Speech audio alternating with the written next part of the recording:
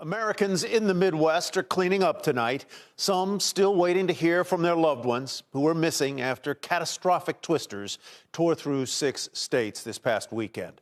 The governor of Kentucky says at least 74 people have died in the state, and he expects that number to rise. More than 100 people unaccounted for there. At least 14 people are dead in 4 other states: Illinois, Tennessee, Arkansas, and Missouri. The clusters of twisters hitting Friday night, the path of destruction more than 200 miles long, according to an emergency official in Kentucky. That distance yet to be confirmed by the National Weather Service, but it could be one of the longest trails in U.S. history. This is what Mayfield, Kentucky, one of the hardest hit areas, looks like today.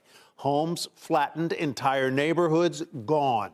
At least 8 people died in a candle factory that was completely destroyed there. Here's a satellite look at the before and after of that factory. 4 workers told NBC News that some workers asked to go home during the storm when they heard warning sirens, but they say supervisors threatened to fire them if they left their shifts early. Workers say they were trapped under the debris for hours. One woman recorded herself speaking to the camera during those terrifying moments. My foot is stuck. Dakota. Like I'm stuck underneath this water. Y'all see this? Dakota. But I'm really scared. I'm trying to be cool, y'all, but I'm really scared because where I'm at, I'm like stuck underneath the wall. So like I'll be the last person to get out. But I know I'm gonna be okay.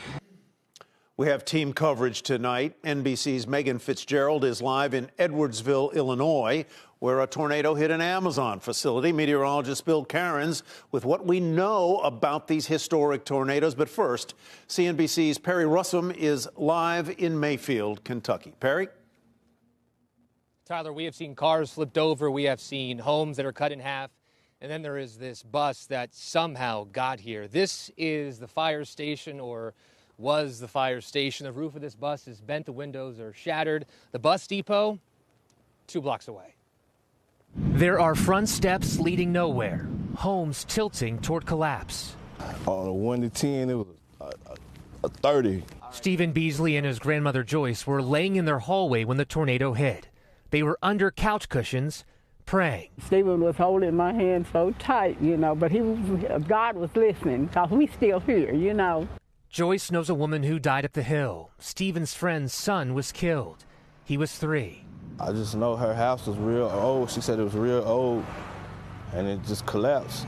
Their church is a pile of bricks. This is the area that I grew up in. This is obviously my church that I grew up in. In Fairview Baptist front yard, Ricky Murphy is giving away food and clothes. I don't think that people really understand the devastation of what we're seeing or what's happening. Everybody's just in the let's help mode. Across the street is the volunteer firehouse. It's all gone.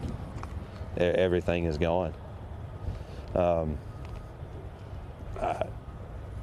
It's just surreal. 3 of their trucks are destroyed. A farmer is donating a building. Another fire department is lending equipment. How do we get back to normal? Do you think normal is achievable?